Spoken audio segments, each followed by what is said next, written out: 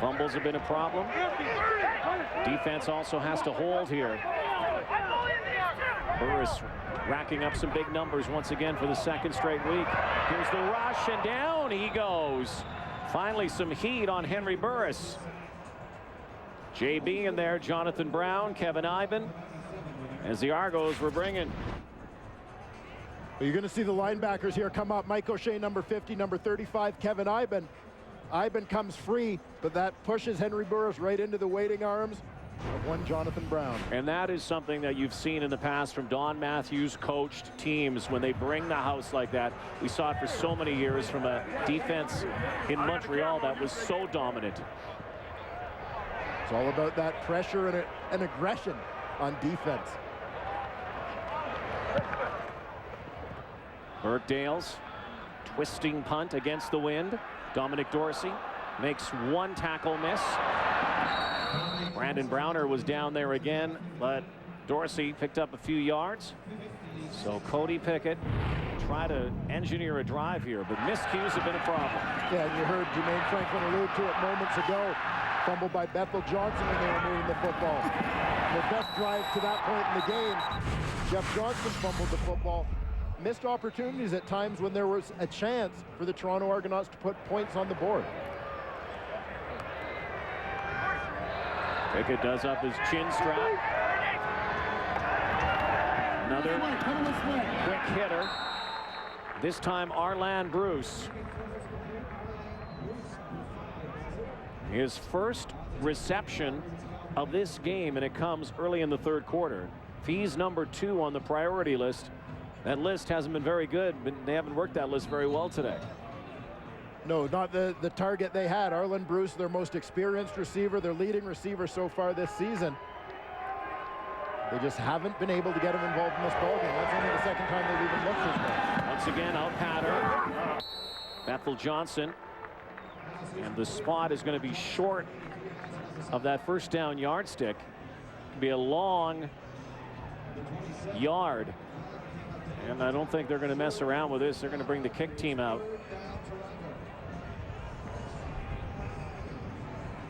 Yeah, they don't want to gamble on their own side of center. This is one of the things that Don Matthews talks about when he suggests putting Cody Pickett in good positions.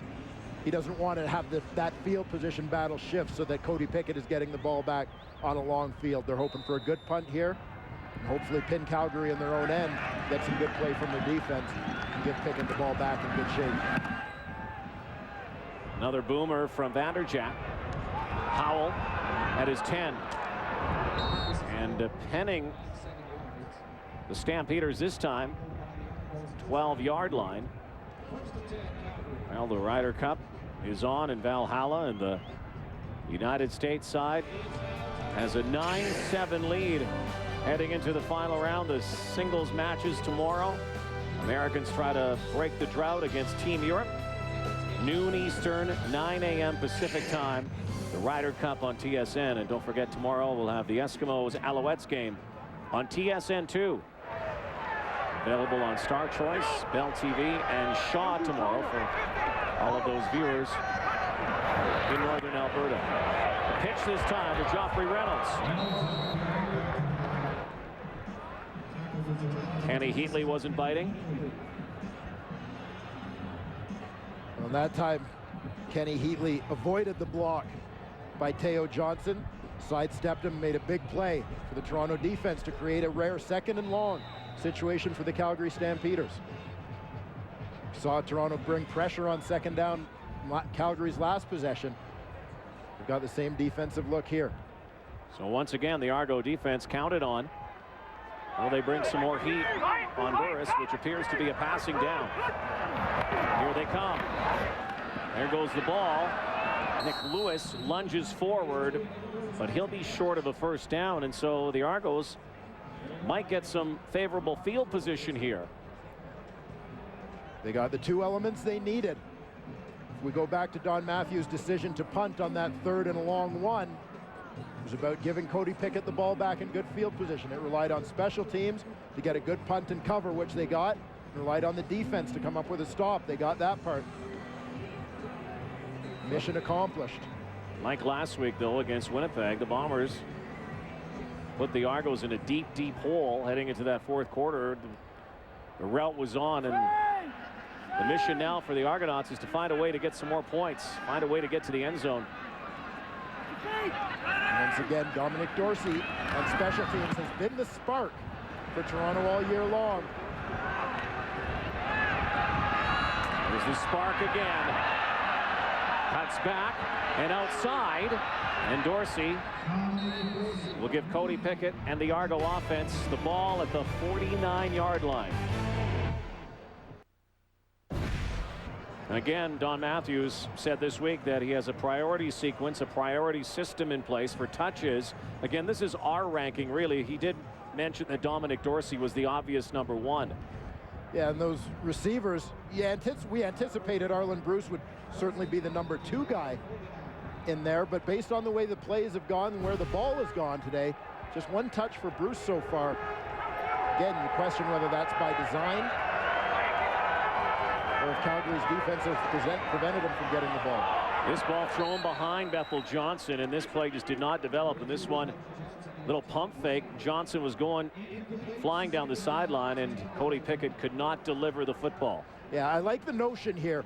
Remember, we go back to those halftime adjustments and talked about Toronto's need to challenge the Calgary defense a little bit. This was an attempt to get the football deep as they tried to do a hitch and go against Brandon Browner. Browner had good coverage, so Pickett adjusted by trying to go to a throw behind where Bethel Johnson would come back to the football.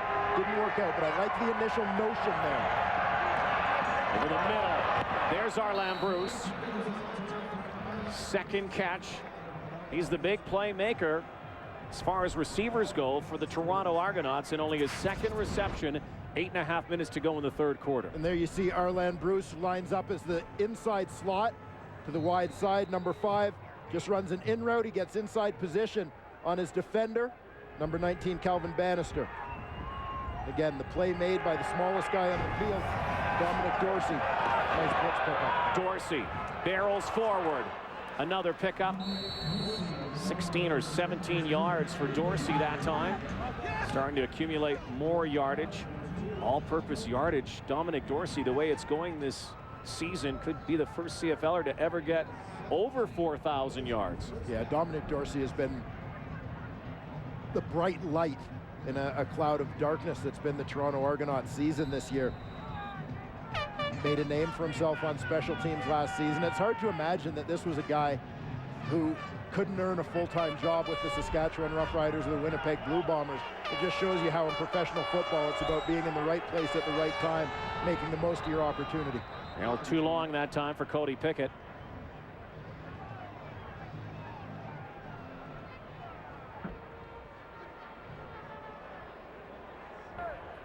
Illegal substitution, Toronto.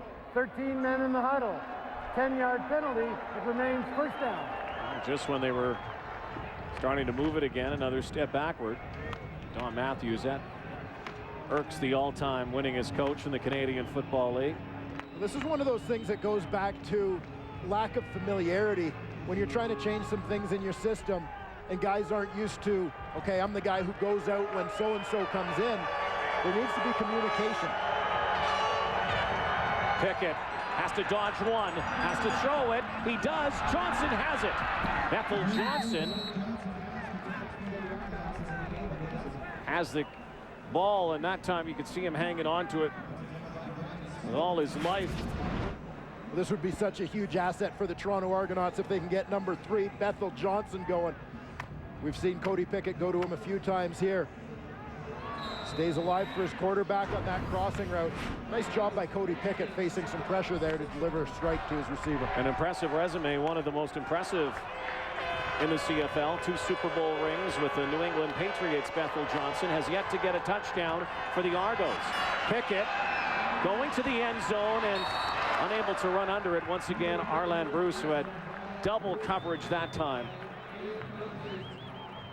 Keon Raymond, Calvin Bannister all over number 5. And it'll be third down, and the best the Argos are going to be able to do is a field goal attempt. A nice drive engineered by Cody Pickett. Unfortunately, they were unable to finish on that one. They need to get some points on the board here at the very least, though, so it's not a total loss. Yesterday, last night, and Friday night football, you saw a couple of misplays, field goals that were very costly. The Winnipeg-Hamilton game, Vanderjagt missed it to the right. A single point. 21-4 now, Calgary. Well, every game, Purolator donates a quarterback's weight in food on a sack to a local food bank. Sack tally brought to you by Purolator, where business is going. You can see the Calgary Stampeders with 19 now, the BC Lions 37, and Cam Wake has made up for the majority of those. Fans will have a chance to get a look at the frightening Cameron Wake in the second half of our doubleheader here today. Not only a defensive player nominee, but he may be an outstanding player nominee, Cameron Wake. Joffrey Reynolds up the middle, 21-4 Stampeders, 6 minutes to go, third quarter. The Toronto Argonauts have had some opportunities here today, missed opportunities. You think back to a chance in the first half. Kenny Heatley had a chance to intercept a football and would have scored had he picked off that ball. Instead, the Stampeders kept that drive alive and ultimately score a touchdown. Burris. Nice grab. Kenyon Rambo, depending on the spot here, looks like it's a first down. Looks like this will move the yardsticks. Kenyon Rambo got a little bit of help on the spot on that one as they marked his forward progress before he was pushed back a little bit. Outstanding season for Kenyon Rambo. And again, we talked earlier about the Stampeders, how they limped to the postseason last year. Only one win in their final 7 games. Right now, a record of 7-4. They've equaled their win total of last year. Stampeders, of course, lost to Saskatchewan in the semifinals last year. Close game, 26-24. The idea, though, to get in, and this likely being a crossover year as well, but right now you can throw a lot of names into the hat in the West because there could be a serious cluster by the end of this weekend. They'll come right down to the final weekend is my guess. Rambo again. Pushed out of bounds. And there's a penalty flag that just flew. And a little extracurricular stuff, it looked like, after the play, right near midfield. Here are the standings in the West. Again, Saskatchewan trying to stay atop the Western standings. Should BC win that game today, that would really make it interesting. Think about those back-to-backs in the Canadian Football League. There seems to be a trend developing over the last couple of years. Is the team that wins that first game, the other team wins the next game. The team that lost the first. Major foul, unnecessary roughness. Calgary number 68. After the play, it'll be a 15-yard penalty and second down. Rob Lazio, but I mean that is